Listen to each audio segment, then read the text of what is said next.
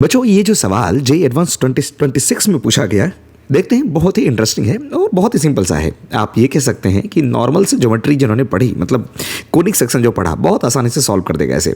तो सबसे पहली बात, लेट्स सी क्वेश्चन में क्या करें। Consider the ellipse given by this and this.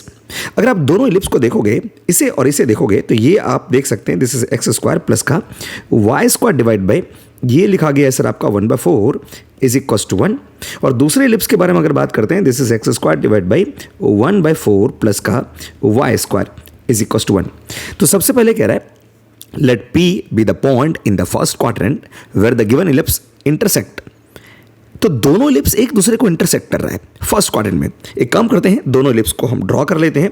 मैंने कहा सर हमारे पास में एक इलिप्स ये बनाया मैंने, राइट सर, और दूसरे इलिप्स को बनाने से पहले ये मैंने एक्सिस ड्रॉ कर लिया। और दूसरा इलिप्स जो हमारे पास में सर कुछ इस तरीके का, ठीक है। और दोनों इलिप्स में अगर आप चेक करेंगे, दोनों इलिप्स में अगर आप चेक करते हैं यहां पे, तो ये देखो x square divide by 1, x square divide by 1 यहाँ पे, और वाई स्क्वायर डिवाइड बाई 1/4। दूसरे वाले पार्ट में हमारे पास में क्या है, x square divide by 1/4 plus का वाई स्क्वायर डिवाइड बाई 1।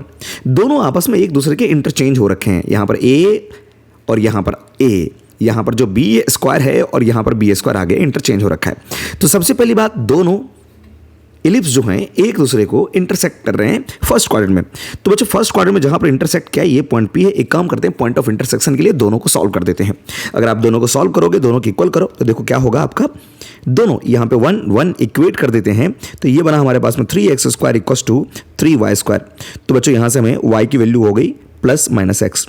इसका मतलब दोनों अगर इंटरसेक्ट कर रहा है तो ये वाली जो लाइन है, ये point of intersection, this is y equal to x पे, ये y इक्वल टू एक्स पे इंटरसेक्ट कर रहा है। और दूसरे साइड में ये जो इंटरसेक्ट कर रहा है, this is y equal to minus x line पे। तो ये हमारे पास में y इक्वल टू एक्स है। इसका मतलब यहाँ पे y और x दोनों का कोऑर्डिनेट सेम होगा। तो sir point of intersection P के लिए किसी एक इक्वेशन में आप यहाँ पे क्या करो, y को x सब्सटीट्यूट कर दो, तो ये हो जाएगा हमारे पास में 5x स्क्वायर इक्वल टू 1। तो बच्चों यहाँ से x की वैल्यू आ गई फर्स्ट क्वाड्रेंट में, दिस इज 1/√5, और y की वैल्यू भी आ गई सर हमारे पास में 1/√5। बहुत ही सिंपल सा। नाउ सी, क्वेश्चन में ये कह रहा है कि इस पर्टिकुलर पॉइंट पर, ये जो पॉइंट हमने बनाया, इस पॉइंट पे अगर इस इलिप्स पर टेंजेंट बनाओगे और दूसरे वाले इलिप्स पर टेंजेंट बनाओगे, तो दोनों के बीच का एंगल थीटा है। एक काम करते हैं, दो लाइन और दोनों के बीच का एंगल थीटा। सर एक काम कर लो, इनका स्लोप निकाल लो m1 और इनका स्लोप निकाल लो m2, और दोनों के बीच में हम फॉर्मूला यूज कर लेते हैं।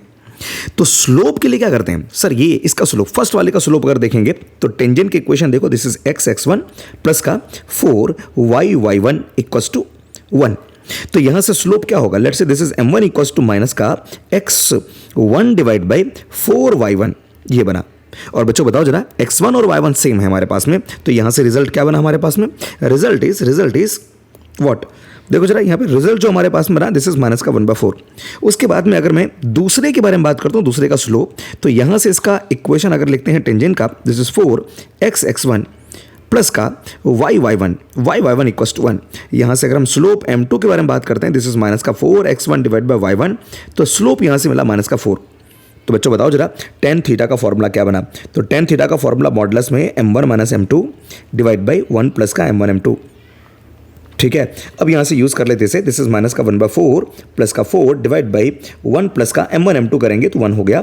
तो ये बना बच्चों हमारे पास में 16 प्लस माइनस 1 15 डिवाइड बाई 8। तो क्वेश्चन में पूछा गया हमें 4 times of tan theta, this is 4 times of tan theta, this is 4 into 15/8। तो ये आगे सर हमारे पास में 7.5। क्या ये 7.5 है?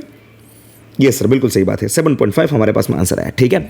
तो देखो दूसरा सवाल जो इसी में पूछा गया था, तो इसका दूसरा पार्ट जो इलिप्स का पूछा गया है, इसी में कह रहा है कि sir if alpha is the area of the common region that lies inside both the given ellipse, then the value of cot alpha.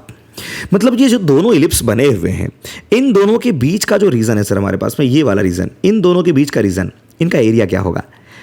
तो बच्चों ये तो बहुत ही कॉमन सा क्वेश्चन है। आप ये कह सकते हैं, अगर आपने पहले से डेरिवेशन कर रखा है, तो सर यहाँ पर देखो एक्स स्क्वायर अपॉन ए स्क्वायर जो भी है, यही चीज़ हमारे पास में यहाँ पे गिवन है, और यहाँ पे वाई स्क्वायर डिवाइड बाई ये जो लिखा गया, यही सेम चीज़ अगर यहाँ पर है, तो सर हमारे पास में एक डायरेक्ट फॉर्मूला है, इनके बीच का एरिया जो भी होगा। तो उनके लिए हमारे पास में फॉर्मूला ये हमारे पास में कि sir formula is area bonded between both is area को अल्फा कहा गया, अल्फा इक्वल्स टू, सर हमारे पास में फॉर्मूला है, this is 4 times of a into b, tan inverse and this is b divide by a और b वही आपस में जो इंटरचेंज हो रहे हैं वो वाला, ठीक है।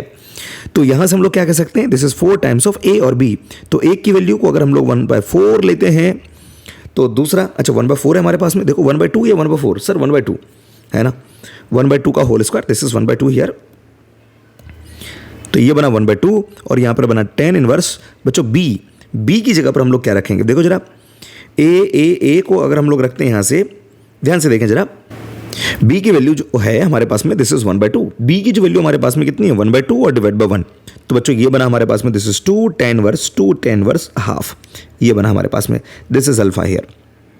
तो बच्चों अगर ये हमारे पास में अल्फा है तो हमें क्वेश्चन में क्या चाहिए, कॉट अल्फा। तो एक बात बताओ दिस इज कॉट अल्फा, हमारे पास में क्या है 1/tan अल्फा, और बताओ tan अल्फा का फॉर्मूला हाफ एंगल में क्या है हमारे पास में, तो यहाँ से हम लोग कह सकते हैं 1 this is 2 tan alpha divide by 2 tan alpha divide by 2 whole divide by 1 minus का tan square alpha divide by 2।